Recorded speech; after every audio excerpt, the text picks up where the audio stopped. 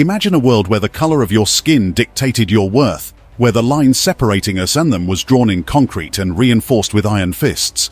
Imagine a world where the color of that skin dictated where you sat in a classroom, where you drank from a water fountain, even where you stood in line. A world where a governor, standing tall in the doorway of a schoolhouse, defied federal law and the pleas of a nation seeking equality, all because he was hateful of the black skin, that he would not let any of them enter class. This was the reality for many in America during the Civil Rights Movement, a time when the fight for equality raged fiercely. At the center of this storm stood a figure cloaked in controversy, George Wallace, the governor of Alabama, whose name became synonymous with one of history's darkest chapters: segregation. George Wallace was a prominent political figure early in the United States during the mid-20th century, known for his staunch advocacy of segregation and white supremacy.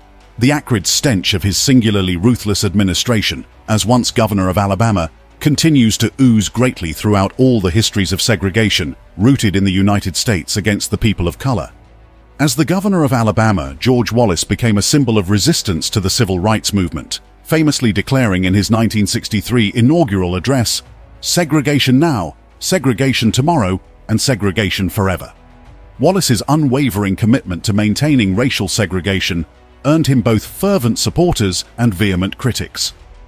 A polarizing figure he was, using his platform to promote racist ideologies and policies, including the use of state power to enforce stern segregatory policies and suppress the rights of African Americans. In this video, we are going to be examining the serpentine and hate-inclined personality of George Wallace towards blacks during his reign as governor of Alabama, and his pro-segregation stance during the Civil Rights Movement in the early United States of America. Before we continue, don't please forget to support our efforts by hitting that like button before you.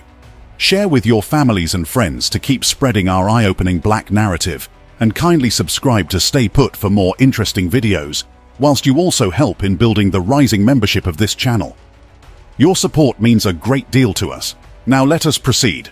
George Corley Wallace Jr., born on the 25th of August, 1919, in Clio, Alabama, is a critical case study of what a double-faced rabid racist is.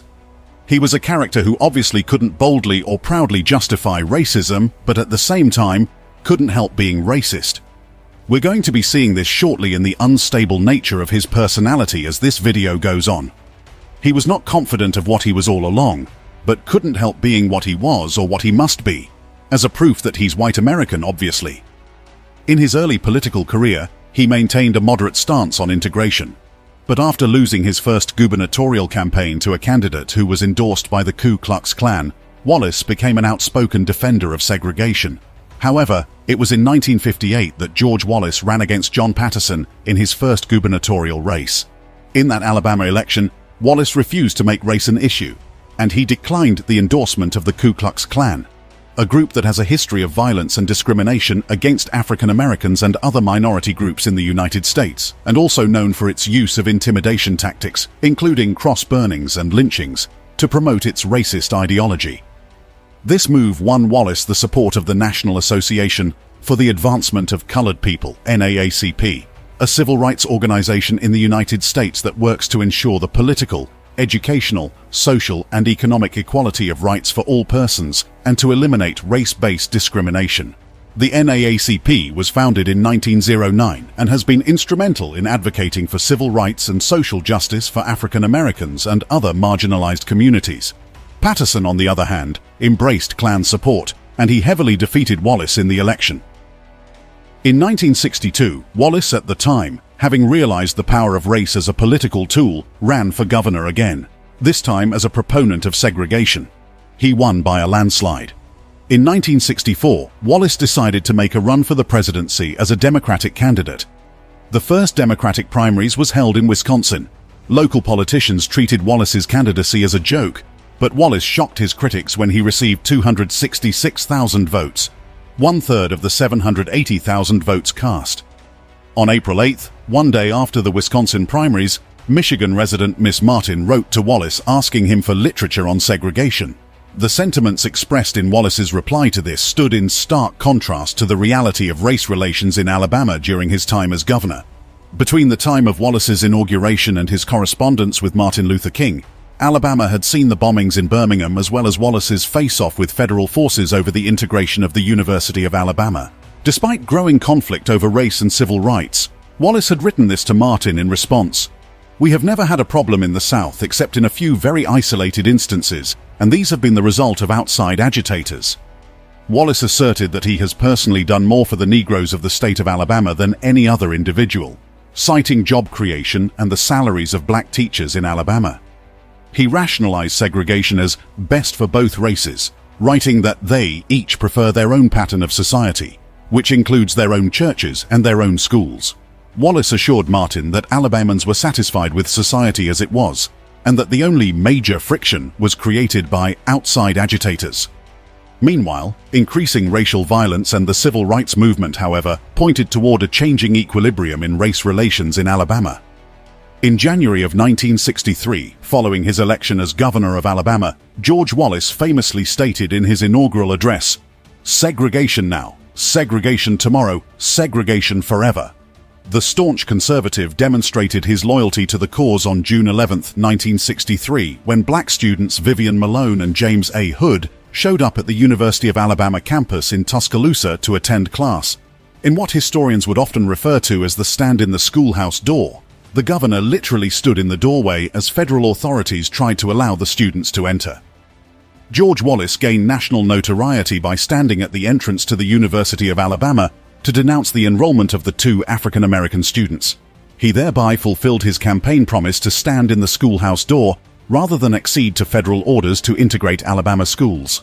Wallace blocked black students, Vivian Malone and James Hood, from entering the University of Alabama, but yielded when President John F. Kennedy federalized the Alabama National Guard to ensure their entrance.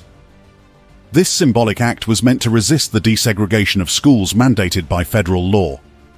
Martin Luther King described Wallace as perhaps the most dangerous racist in America today in an interview.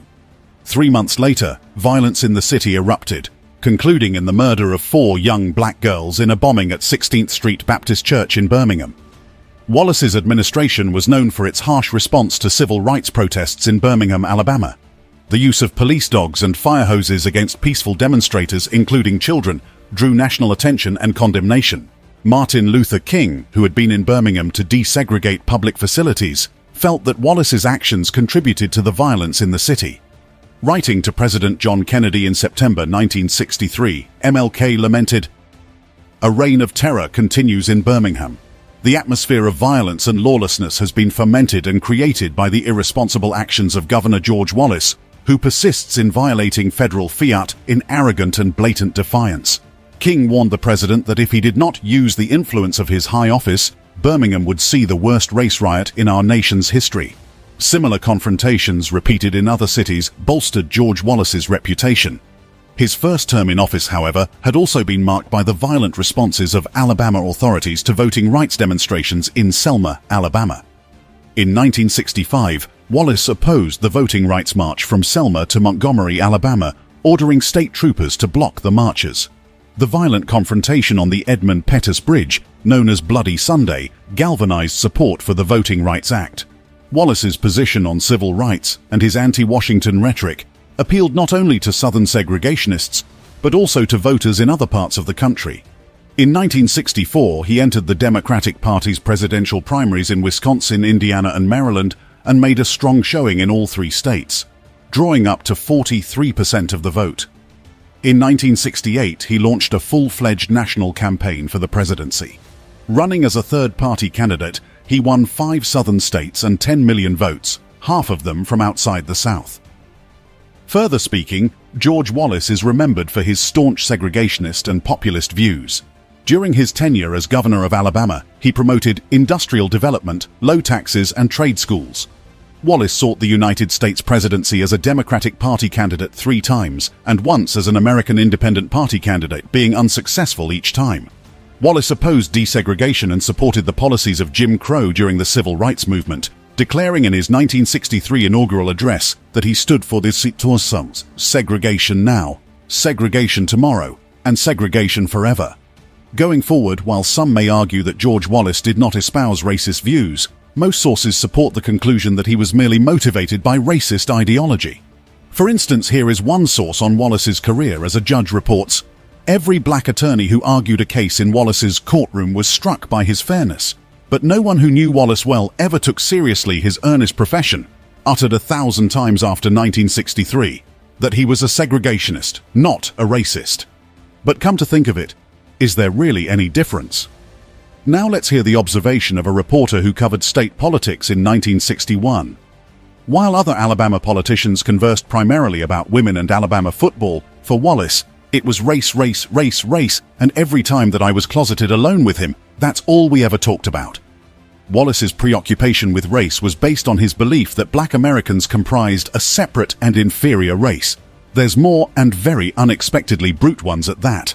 In a 1963 letter to a social studies teacher, Wallace stated that they were inclined to criminality, especially atrocious acts such as rape, assault and murder, because of a high incidence of venereal disease. Desegregation, George Wallace continues in his letter, would lead to intermarriage, and eventually our race will be deteriorated to that of the mongrel complexity. However, during Wallace's third bid for the presidency in 1972, an assassination attempt on his life had left him paralyzed below the waist and ended his campaign. It so happened that on May 15, 1972, the man Martin Luther King Jr., once called the most dangerous racist in America, stepped up to the podium at a suburban Washington, D.C. shopping center. This then governor of Alabama, a proud and an ardent segregationist, was in Laurel, Maryland, campaigning to become the Democratic nominee for president. George Wallace had fired up the crowd by railing against buzzing and the elite, continuing his long-standing tactic of stirring up fears among forgotten white Americans. As Wallace shook hands with attendees after the speech, gunshots rang out and screams filled the parking lot. The governor by this time grabbed his stomach and fell to the ground. His second wife, Cornelia, threw herself over his trembling, bloodied body. Two men had seized the shooter, a fame-seeking loner from Milwaukee named Arthur Bremer. Shocked onlookers had begun crowding around as reporters began relaying news of the assassination attempt across the nation. The attack marked a turning point in the life of America's most notorious segregationist, a man who had sent armed state troopers to attack civil rights marchers and ordered police to close down the state's public schools rather than submit to federally ordered integration. Shot 5 times, Wallace was paralyzed from the waist down. Chronic pain and complications stemming from the shooting prevented him from fulfilling his presidential ambitions, though he did mount a final bid for the nomination in 1976. Instead of ascending to the United States' highest office, Wallace continued his career in state politics and won re-election as governor in the memorable year of 1974. Despite his controversial views, Wallace was a skilled politician who was able to mobilize a significant base of support, particularly among white voters in the South. His presidential campaigns in the 1960s and 1970s were marked by his fiery rhetoric and populist appeal, as he tapped into the fears and prejudices of many Americans. However, as black votes became more influential in Alabama, George Wallace had begun to shift his stance on racial issues. In the late 1970s, he had announced that he became a born-again Christian, and his views on race have become moderate, renouncing his past support for segregation. He sought forgiveness from the black community for the hatred and division he had sown at the height of the civil rights movement. Maurice Hobson, a historian at Georgia State University, where he specializes in African American studies, said, "When I was growing up in Alabama, George Wallace was considered the devil. There's no excuse for what he did, and the fact that he could use segregation as an opportunity to gain political power made him even more evil." While George later expressed regret for his segregationist beliefs and actions, his legacy remains deeply intertwined with the history of racism and discrimination in the United States till date. His rise to power and influence serves as a reminder of the enduring impact of segregation and the ongoing struggle for racial equality in America. Moreover, after renouncing his former views on segregation and seeking reconciliation with civil rights leaders such as Ralph Abernathy, Jesse Jackson, and John Lewis, Wallace had left office in 1979, but re-entered politics and won election to a fourth and final term as governor in 1982, with substantial support from African Americans. Wallace is considered to be the third longest-serving governor in U.S. history, having served 5,848 days in office. He died on September 13, 1998 in Montgomery, Alabama from sepsis complicated by a spinal infection. after 26 years of being in a wheelchair at age 79. He was buried at Greenwood Cemetery in Montgomery. In closing, George Wallace's name evokes a time when the very fabric of America was strained by the fight for racial equality. His pro-segregation stance stands as a painful reminder of the deep wounds that racism inflicted. Yet, from the ashes of that struggle, a beacon of hope emerged. The unwavering courage of the civil rights movement, fueled by the unyielding desire for freedom, dismantled the walls of segregation, brick by agonizing brick. Wallace's story isn't just a relic of the past, it serves as a stark warning, a reminder that the fight for justice is a constant dance. But within the black communities across the globe, a spirit of resilience burns bright. It's a spirit that has overcome unimaginable hardship and continues to push for a future where the color of one's skin doesn't dictate their destiny. Their unwavering pursuit of equality is a testament to the human spirit's unyielding strength, a strength that continues to move mountains and dismantle the insidious vestiges of racism. Let Wallace's legacy be a call to action. Let it remind us that complacency has no place in the pursuit of justice. Let it inspire us all, black and white, to stand together and build a world where equality isn't a dream, but the very foundation upon which we all stand. That brings us to the end of yet another interesting video segment. If you enjoyed every bit of it, support our efforts by hitting that like button in front of you. Share with your friends and families to keep spreading our eye-opening black narrative, and kindly subscribe to stay abreast with more interesting contents in the way, while you keep the channel growing. Your support counts a great deal. Thank you for watching.